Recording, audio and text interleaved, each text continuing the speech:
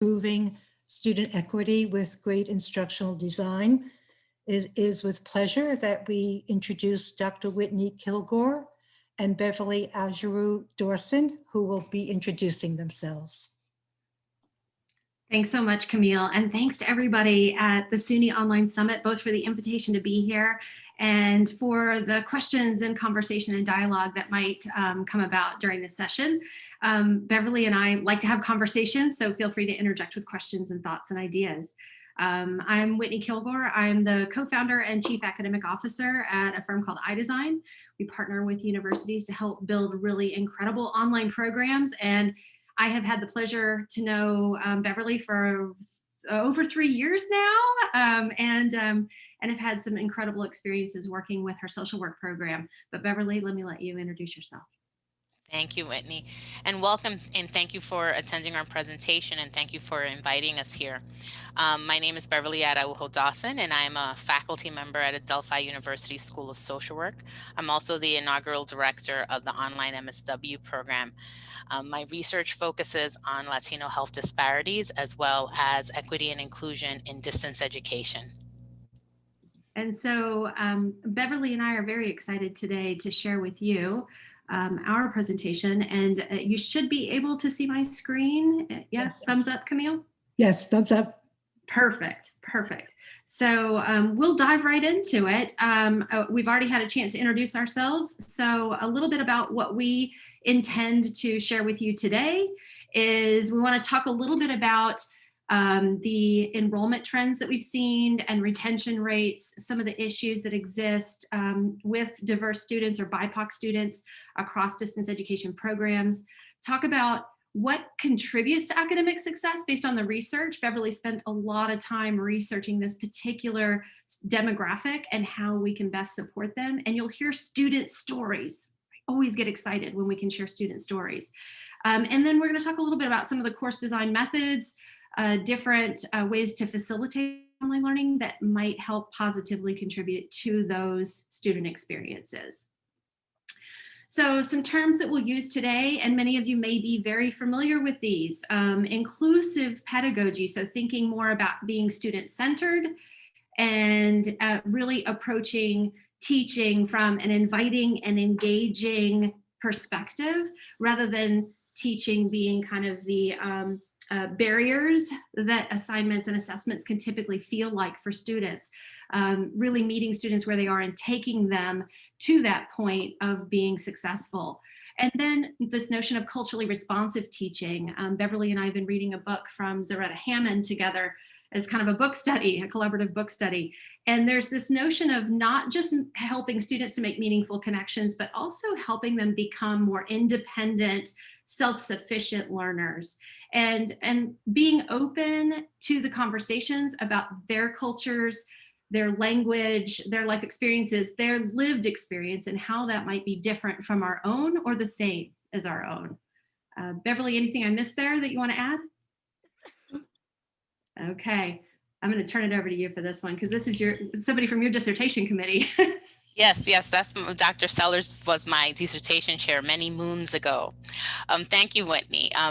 Additionally, when considering the online learning experiences of BIPOC students, it's also important to recognize that not only should instructional designers and subject matter experts and instructors think about models such as culturally inclusive pedagogy as well as the community of inquiry, we also have to understand concepts such as diversity, equity, and inclusion, as each of these terms have their own meaning but work together to help provide BIPOC students with an open learning experience, as Whitney mentioned.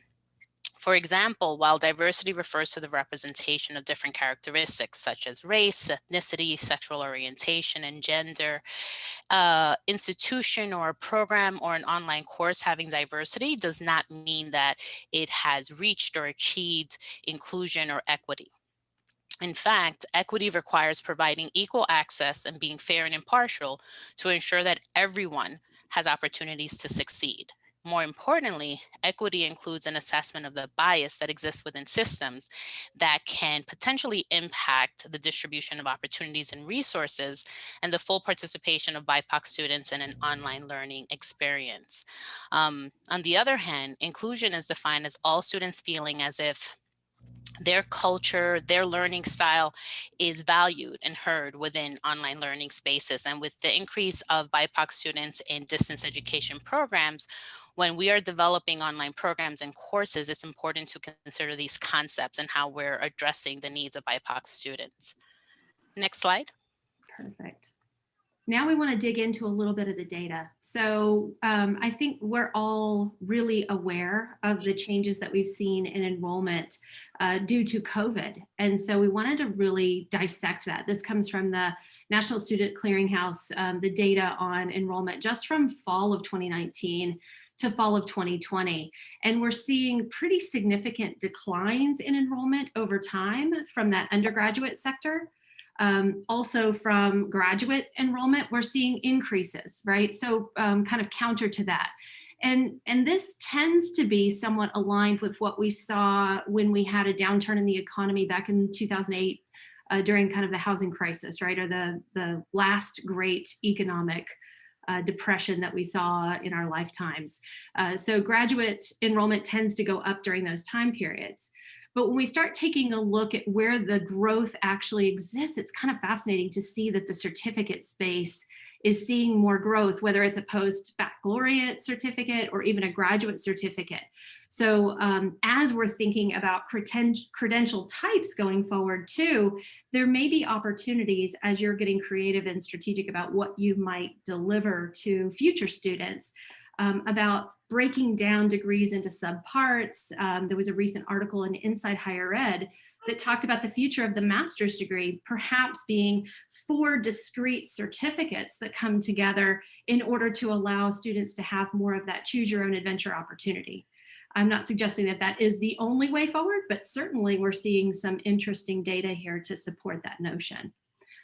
Then if we take a look at primarily online institutions, we're seeing significant growth across the board, right? So yes, there were dips in the undergraduate enrollment if you take all institutions into account, but when you start looking at institutions that were primarily online, they actually saw increases, which doesn't actually surprise me that much, and maybe it doesn't surprise you either.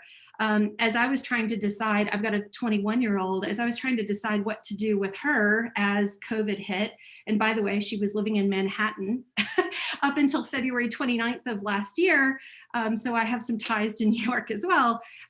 She made the move back to Texas where we live and shifted into a primary online institution at that point. So I can certainly understand the thinking there for those parents that were trying to think of the best possible educational experience for their children, at the same time, the safest educational experience for their children. And then if you look at that again by kind of award level and gender, then you can see the differences in growth, both from a female-male perspective and then the graduate versus undergraduate. The piece of data that I was surprised didn't exist across that data set was taking a look at it by race and ethnicity. And so I think, as a organization, they could do a better job of slicing the data that way for us as well.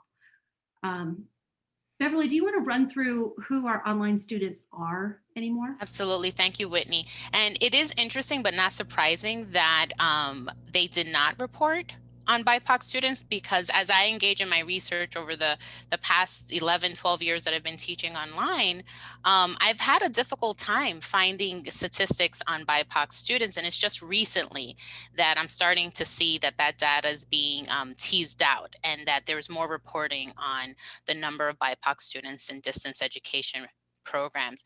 In fact, one recent report by Education Today reported that the majority of distance education learners consist of both BIPOC students as well as female learners. And what we're seeing is a trend where the majority of online learners are new traditional students, consisting of students who work either full-time or part-time, and the median age is 34. So we're seeing a shift in the demographics of students in online education programs, which has implications for course development as well as program development. Next slide. There we go. So Beverly, before we go on, excuse me, it's Yes. Camille. We just have a quick question about the previous slide.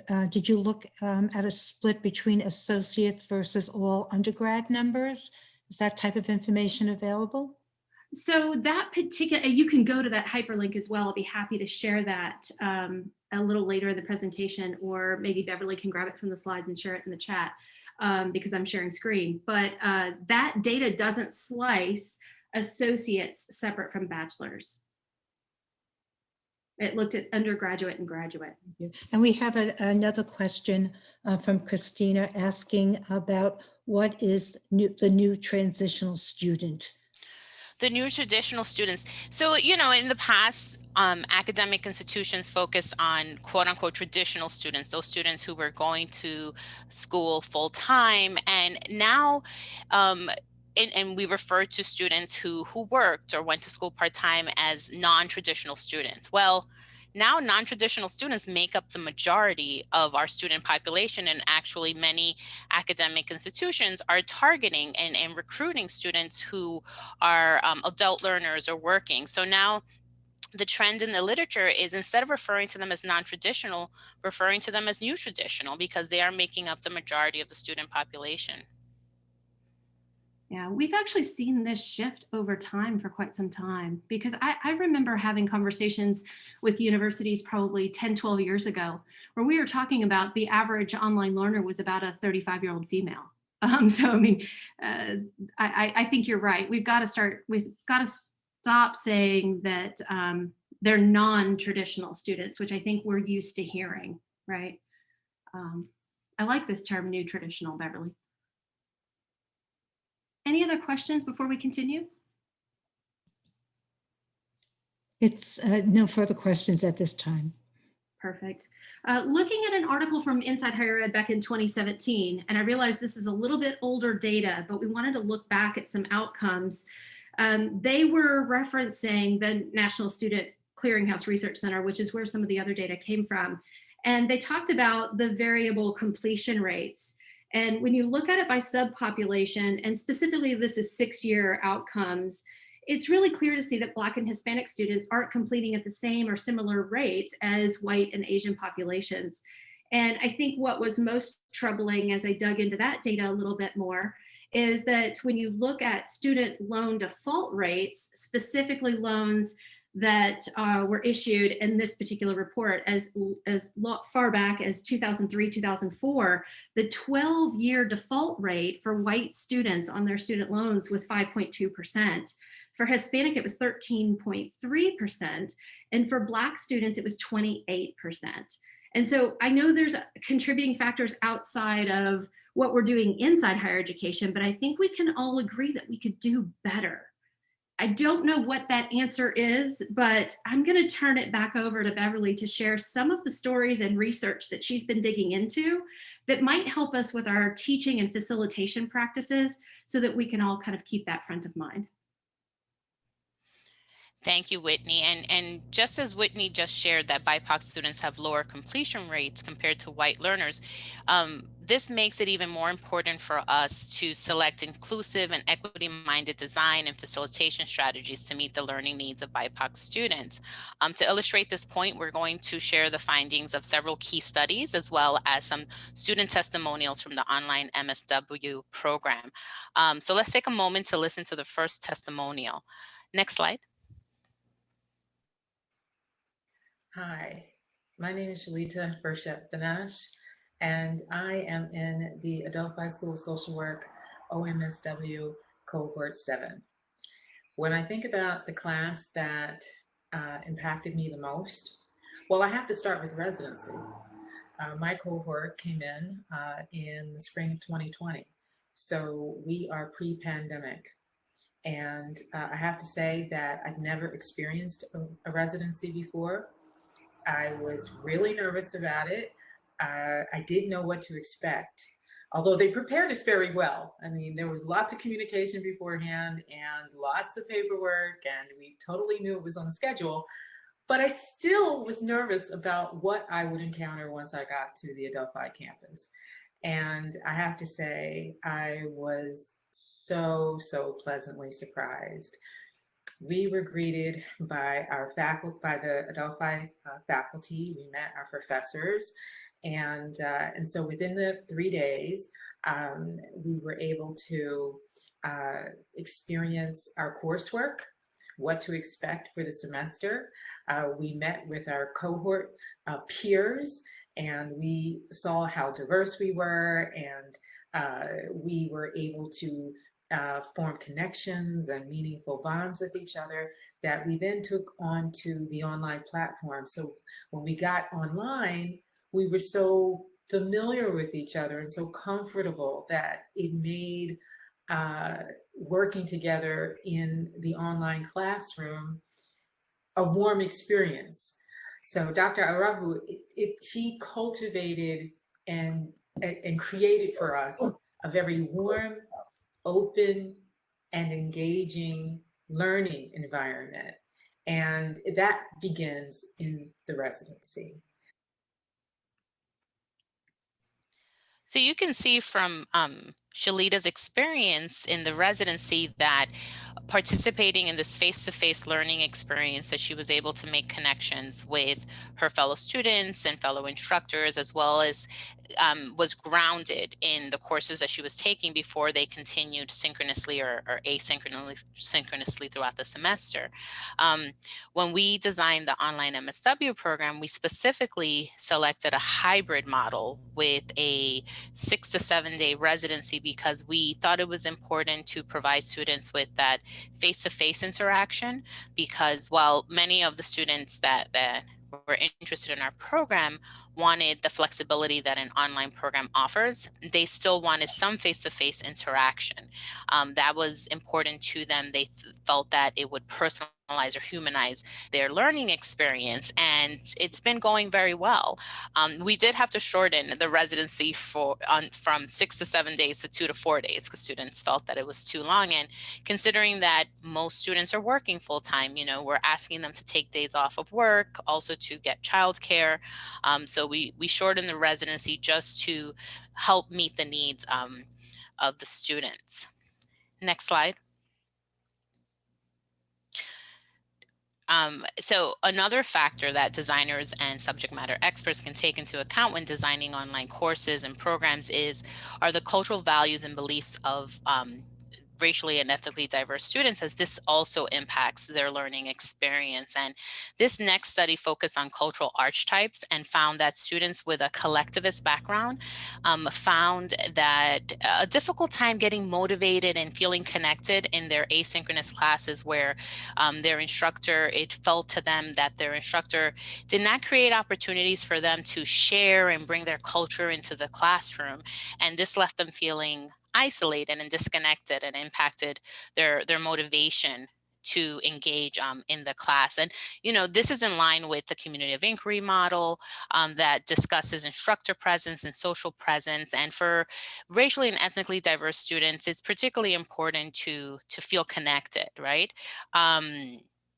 And it's important for instructors as well as instructional designers supporting faculty developing online courses to ensure that they create opportunities for students to connect with each other as well as the instructor, and also that students get an opportunity to share who they are in the classroom. Next slide. So another useful way of helping students feel connected in an online learning environment is the implementation of small groups. And we all know that small group work is beneficial for all students, but particularly for students of color. There's been several studies, but we're going to share with you the findings of one study that found that students having the opportunity to participate in small groups helped them feel connected. It gave them time to share their cultural backgrounds, their educational experience, and this contributed to their learning experience in a positive way. It made them feel valued and heard, which given the definitions we shared earlier regarding inclusion, these type of activities are in line with creating this inclusive environment where students feel that who they are is welcomed into the classroom, and it isn't something that they have to hide or that is not valued. We want to share another student testimonial that talks about a student's experience in small groups. And before we share this testimonial or this story, I think it's really important to also share with you that the first story comes from a student who had made the decision not to turn on his camera. And one of the things that I think when we start thinking about humanizing online teaching, we talk about instructor presence and social presence in online learning, we also have to make space for everything from, especially in COVID times, the complications relative to bandwidth, marginalized populations, or even folks in different socioeconomic statuses, being able to join a conversation without having to turn their camera on. So I just wanted to set the stage for that, because you will hear him, but you will not see him. The ability to work as groups was fun, and it still is fascinating because it doesn't provide you an opportunity to be comfortable in your ability to express your thoughts and your feelings based on issues and topics, but to also share it within subgroups. So in one session, we'll have a group and we'll work on a project, and then a week later, 2 weeks later, we're changing up the group. So it kind of lessened the anxiety. It made you get a sense of your peers. They got a sense of you. And then we bring it to a larger forum, and we're able to discuss it synchronously online. Throughout the whole course, we had the chance to reflect and put up videos pertaining to current events articles, to the readings, to social issues or topics that we had a special relationship with and that we particularly cared about.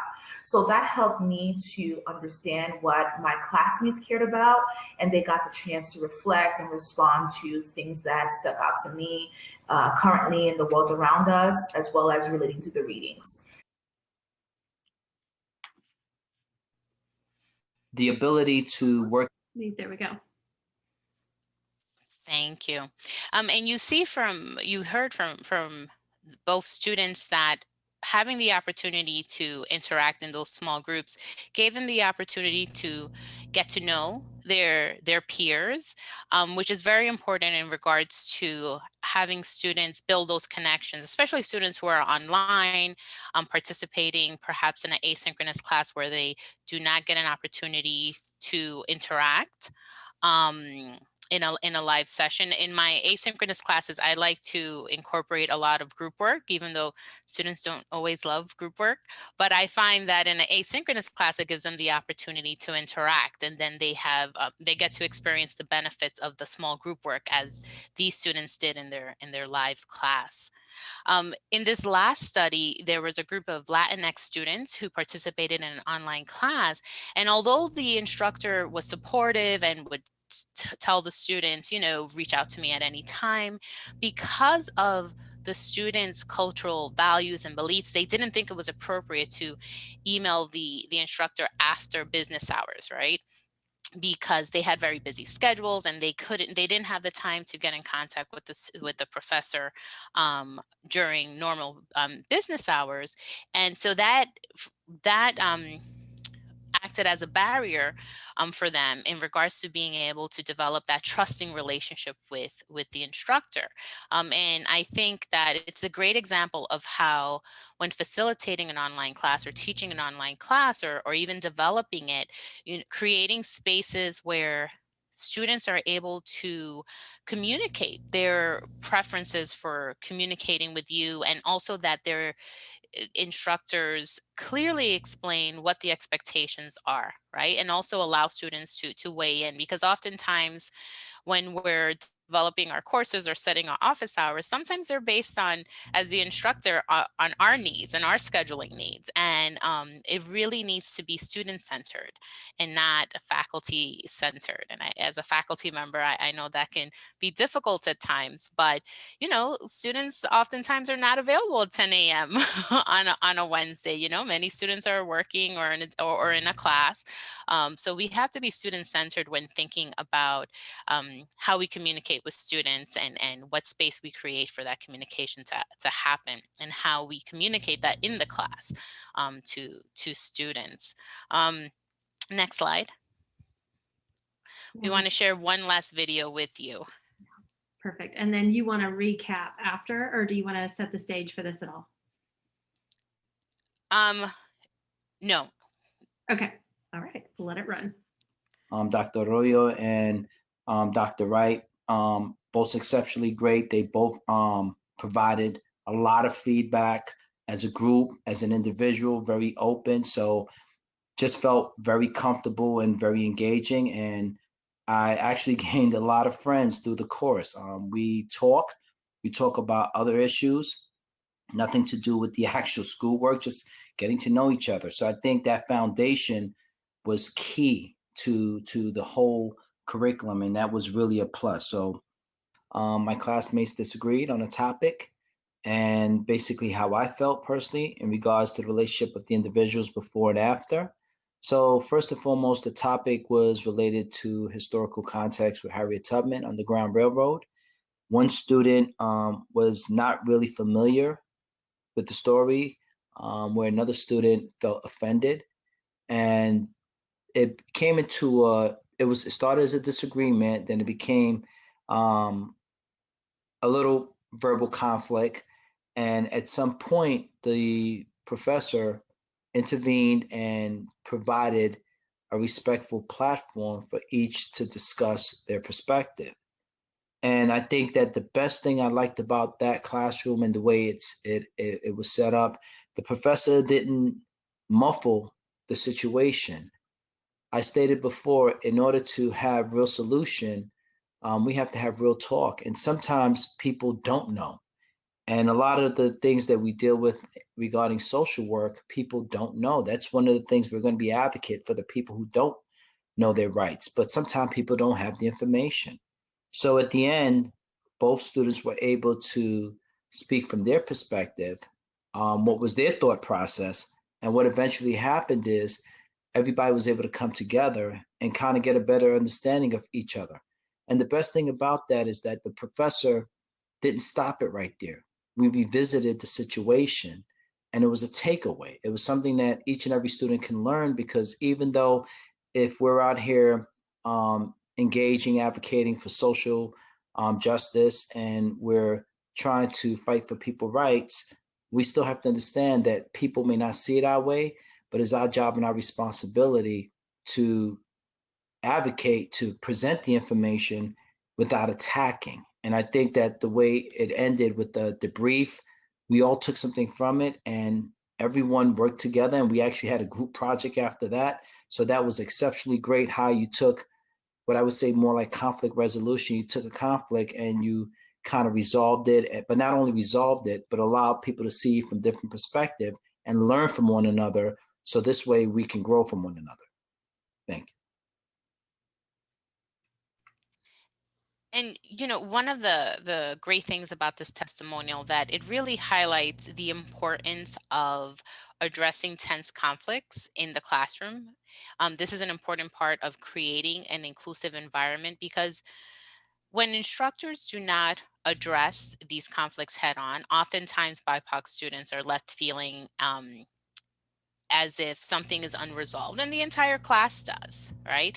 And it's very important for instructors to have the tools to address these conflicts. And also from the beginning of the class, when developing the course syllabus, stating the community rules about how do we engage in conflict, how do we have these difficult conversations. And I'm working on a project now reviewing syllabi from diversity courses, and many courses include the language of respect and respecting fellow students' different point of views and things of that nature. But what isn't addressed is the reaction to these conflicts or sometimes tense conversations, and it's important when developing online classes to take that into account and preparing students for that expectation and for that experience. Next slide. Dr. Arroyo and There we go. Beverly has mentioned a number of times the community of inquiry model, and there are actually several of you that I recognize your names because we met during a project that I ran called the Human MOOC. And so some of you may have been a part of that experience that started in 2013 as a part of my research during my doctoral program. And really I was focusing on informal learning in digital communities, leveraging the community of inquiry framework as a model for teaching and learning. And I think the student stories that you've just heard are really helpful to think about what's working and what's not working in online courses and programs, and makes it really contextualized in a thoughtful way. And Beverly, I love the stories from your students. As we shift our thinking to the design of learning from the facilitation of it, my focus in researching humanizing online learning has really been going deeper into this space and thinking about this notion of trust and connections and groups. And when we think about the folks that participated in the Human MOOC, we had individuals from almost every continent. I mean, we didn't have anybody from Antarctica, but one of the disagreements when we were talking about disagreements earlier was a professor from UT Arlington and a professor in Egypt arguing about the differences between synchronous and asynchronous and the affordances of both and what worked best, and cameras on, cameras off. We had a participant in the course who came to the MOOC because her instructor went missing. She wasn't learning anything within her university course and came to the MOOC to actually have a conversation with people about these topics. And I think, what we learned together through that experience was really invaluable because it helped faculty and learning designers who came together from all over the world have this like multinational professional development experience. And while it focused on practical things that could be done to bring presence and community into courses, it also asked individuals to share their experiences and their cultures and what worked and what didn't. And so really the community of inquiry model is focused on these three presences: teaching presence, social presence, and cognitive presence. Teaching presence we establish really easily in a face-to-face course, right? The minute you walk in the door, your students have either talked to one another, they've heard about you prior to coming into the class, they're sizing you up when you come in, they're consuming your syllabus and trying to figure out how do you grade, what are your expectations. But online, that's harder to do. You have to put yourself out there with video and voice, use the announcements to communicate. Text-based communications can often be misinterpreted, so short video introductions can be really helpful to establish that teaching presence. And then social presence tends to grow where seeds are planted. So this could be in the discussion forum, it could be group work, which Beverly mentioned earlier. While everybody may not love it, they do actually really learn a lot from it, as we know. And other collaborative activities, like you heard from the students, are powerful in helping the students build those connections and build trust that then carries them forward. You heard the student talk about the conversations they're having beyond the program or beyond the learning experience. They're building friendships and relationships. This is more than just consuming content, right? So I think oftentimes the mental model of content consumption as online learning can get in the way of truly creating these humanized educational experiences. The cognitive presence piece is, a lot of ill-structured problems, a lot of group assignments. You have to kind of pare back your teaching presence for social presence to flourish, and then those students can really be motivated to go down the cognitive presence rabbit hole, if you will. And the Human MOOC evolved over time. I'm just sharing this little quote just because somebody shared with us as we were looking at impact to practice, that thinking about just those three simple presences and then trying to think about the tools or the resources they might leverage, the tools within the LMS or beyond that would allow them to engage students differently was really the big takeaway that helped folks apply what they had learned in really thoughtful ways. So with that lens, and in talking with Beverly, we were thinking about different ways that we can start thinking about the learners and then get to the learning. And so if we really want to create student-centered learning, to Beverly's point earlier, we can often as educators design for ourselves instead of for our students, but we have to start thinking about what are their attitudes and beliefs. What are they thinking? What's their prior knowledge? How do we take them into a community and a network and engage them in ways, whether it's social, whether it's emotional? How do we get them so excited about learning that they go deeper into that cognitive space and really network and form teams and build community? And so we really want to think through what is inclusive design and how can we bring students into that conversation. And so I just picked up a book. It's called Design Justice. It's, I believe, from MIT Press.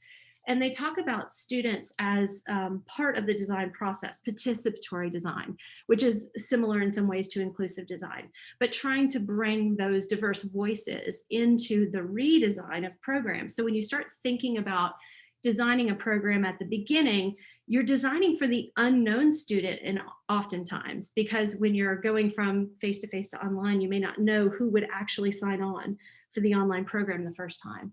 But when you have a group of students that are a part of that program over time, bringing in that student voice like Beverly has done, listening to what students appreciate, value, that's where you can start to refine your program. You heard her talk about the shift in the residency. The faculty thought they needed 6 or 7 days, but the student feedback pointed them to 2 to 3 days, right? Letting students be influencers in the continuous improvement of a program can be incredibly powerful. And so oftentimes you can start early on with an empathy map, thinking about who is the individual learner. This is a Creative Commons licensed empathy map. You can grab it on the internet, but thinking about what they think and feel, thinking about what they do, what their environment is like, friends, jobs, what do they hear? What are the influences, right? And so you can actually do this with students, or you can do this in advance based on the demographic data that you might have about who you think the students are.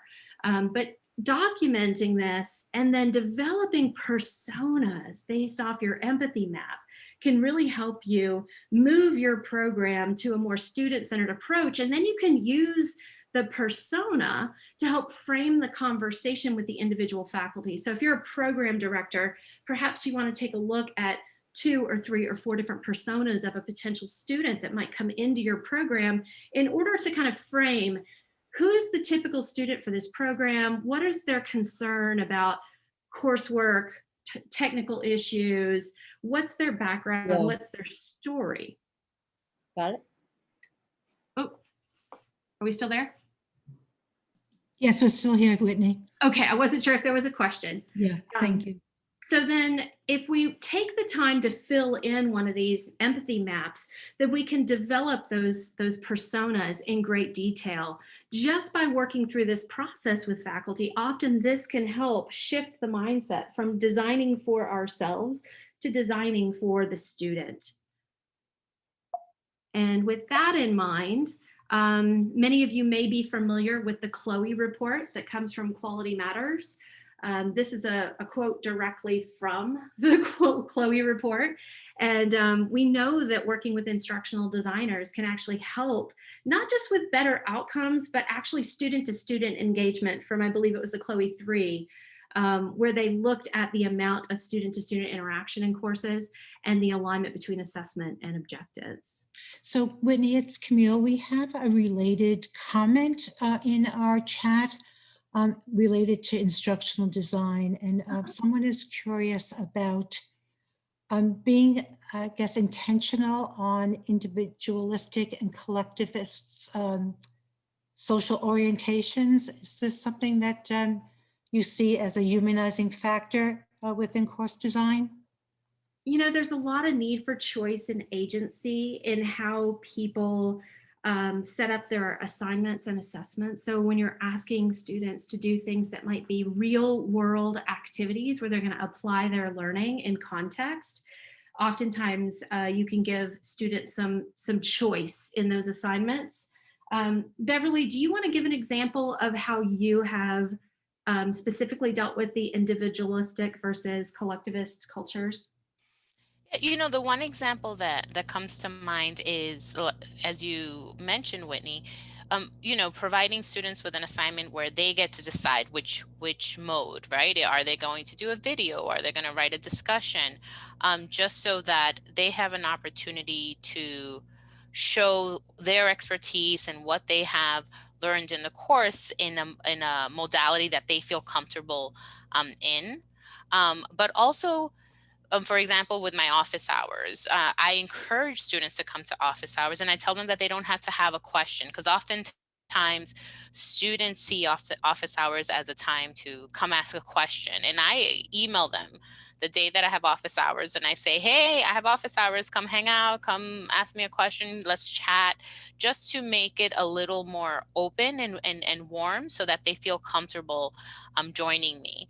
And again, and it speaks to the expectations. Like, we don't always know our students that are going to be in our programs or in our classes, but if you start the course off with having an open dialogue, perhaps developing those community expectations together, you can get a sense of what students' expectations are, and also preferences in terms of communicating. And your students might share with you things that you didn't think of that might be based on their culture. Great question. And we have a lot of people adding content, which is always a wonderful thing to see happen. So I want to thank Jeremy for putting in the link to the social justice book you referenced, Whitney. Oh, good. And I see that really just an emphasis on how important this feedback is across the board. We have several comments regarding this. And to Robin, for adding additional content document, it looks like. So just to share that with you. Perfect. Well, and this from Georgetown's University Teaching Commons was really, really helpful. Just to kind of summarize some of the research that Beverly's already walked us through today, that it's really about, you know, my keywords here is we want to increase social belonging and competence, right? And success, academic success, but success in general, and well-being among students, right? And so these benefits actually last for years and years, right? You're improving the overall mental health and wellness of a student when they're able to achieve that success over time. I often think of the power of the red pen.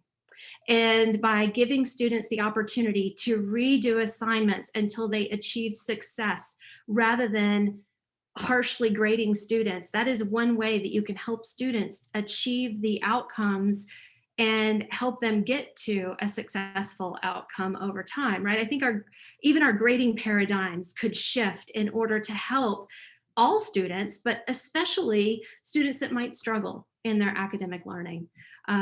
Absolutely, the research that Beverly shared is spot on, and this website is fantastic if you want to go for more information. Beverly, do you want to run through all these recommendations that we have for folks going forward?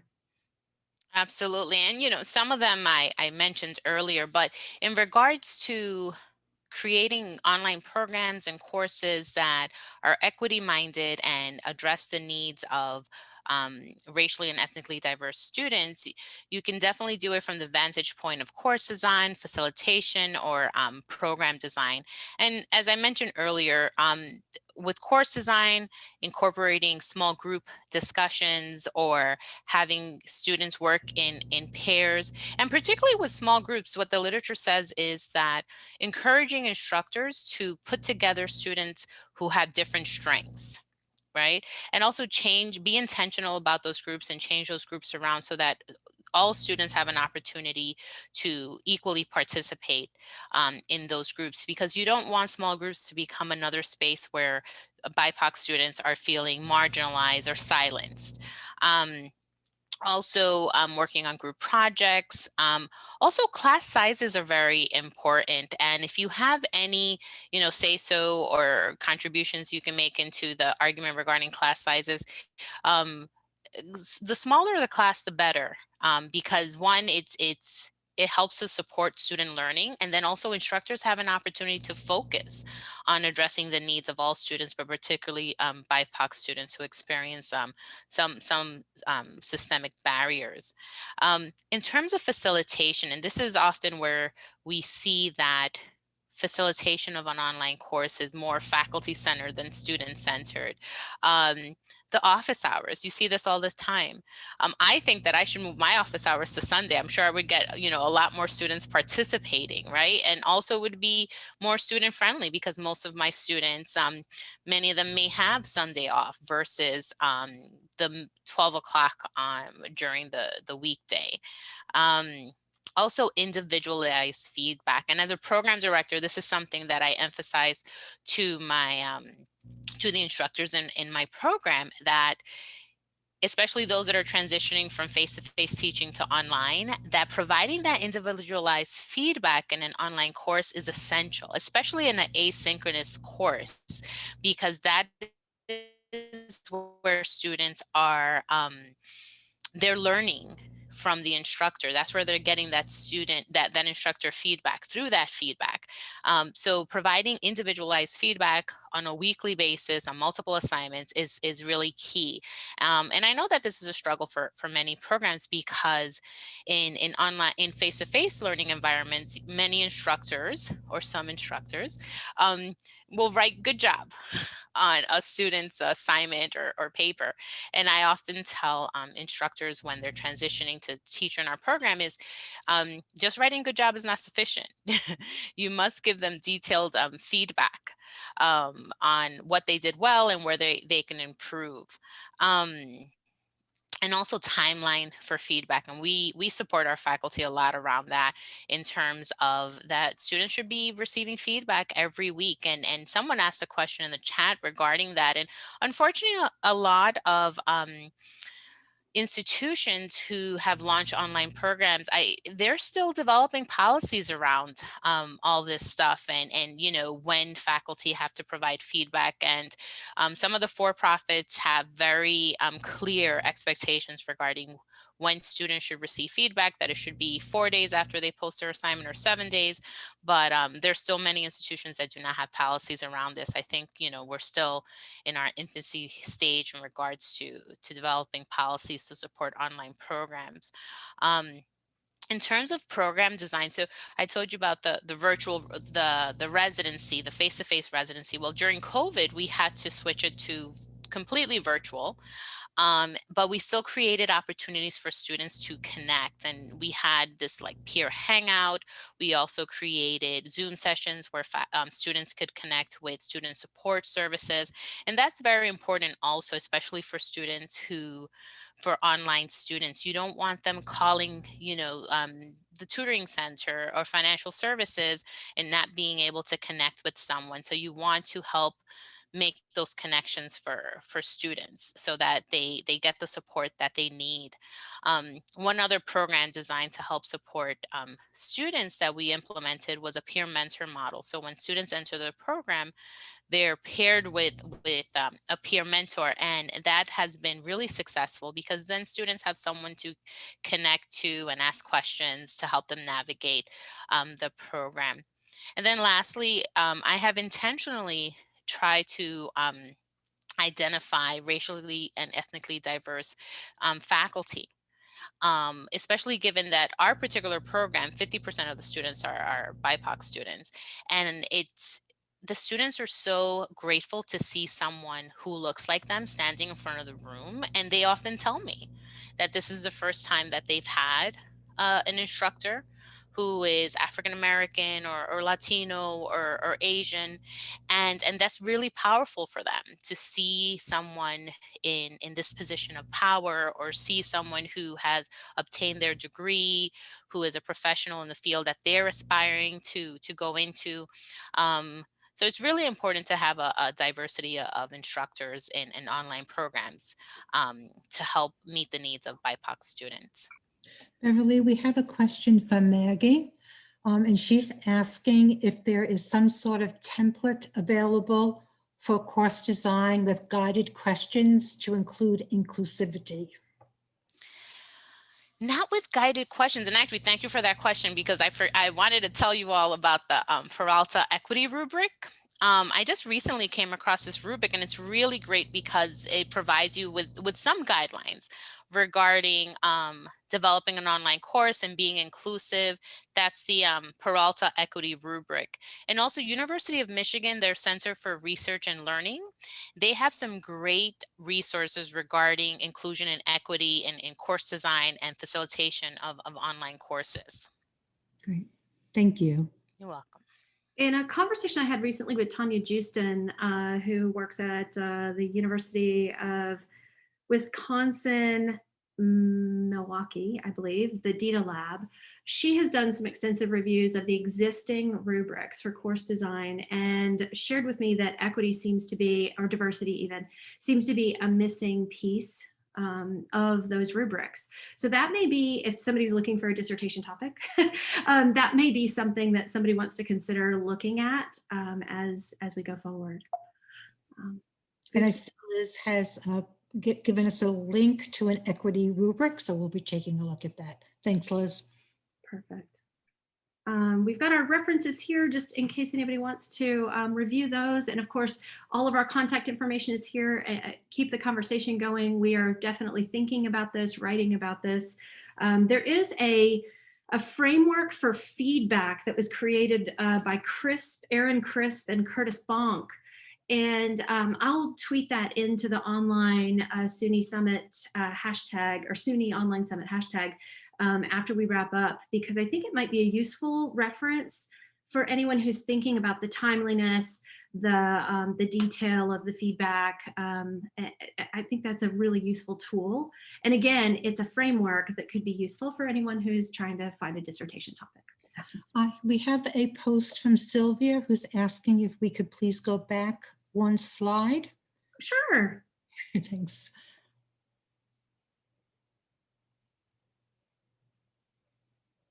Okay, great. Thank you. You bet. And we do have additional posts on additional resources. Something coming from NYU, a culturally responsive curriculum scorecard. So thank you for adding that information.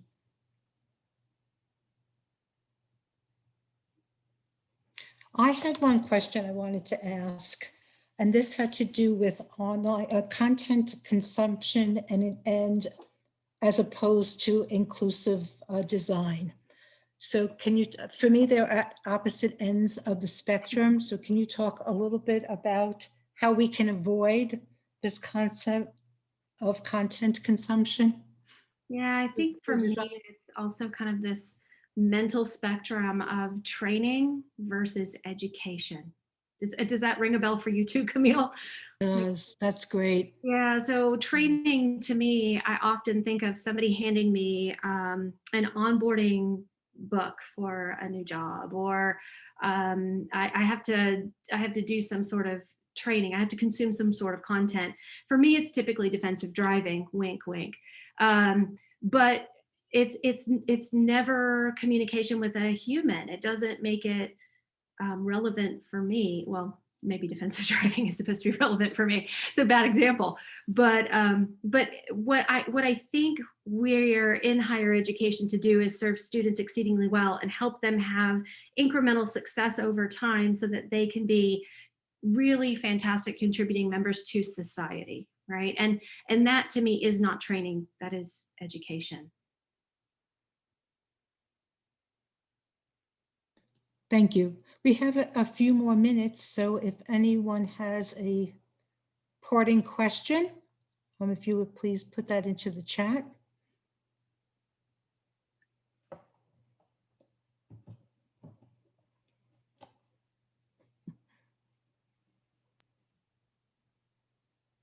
All right, well, not seeing any new additions, but thank you both for this really very stimulating conversation.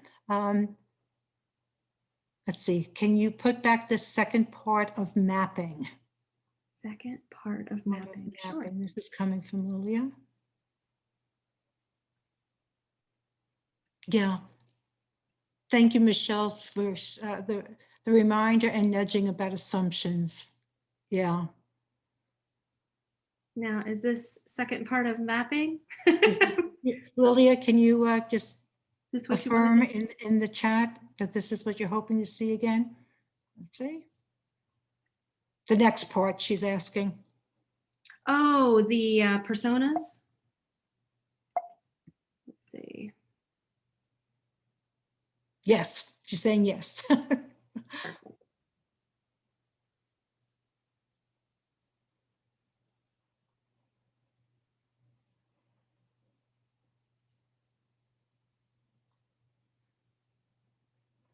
All right, seeing no further comments, SUNY Online wants to thank you for sharing your insights, your perspectives. You've given us a lot to be thinking about as we move forward. So thank you both for this very stimulating conversation and presentation.